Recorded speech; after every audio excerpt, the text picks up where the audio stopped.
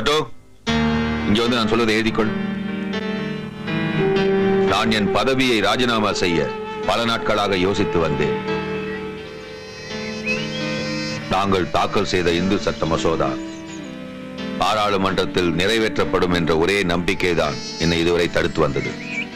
ஆனால் அது உதாசீனப்படுத்தப்பட்ட பின், அதுவும் திருமண விவாகரத்து பகுதிகள் புதைக்கப்பட்ட பின், இந்த பதவியில் நான் நீடிப்பதற்கு எனது மனசாட்சி இடம் தர மறுக்கிறது.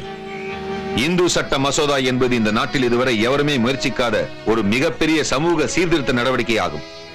நம் இந்து சமுதாயத்தில் ஜாதிகளுக்கு இடையிலும் இனங்களுக்கு இடையிலும் ஆண் பெண் இருபாலருக்கும் இடையே உள்ள ஏற்றத்தாழ்வுகளை முதலில் களையாமல் வெறும் பொருளாதார சீர்திருத்தங்களுக்கு மட்டுமே சட்டங்களை இயற்றுவது நம் சட்ட கோட்பாடுகளை கேலி செய்வதற்கும் சாணக்குவியலின் மேல் மாளிகை கட்டுவதற்கும் ஒப்பான ஒன்றாகும்.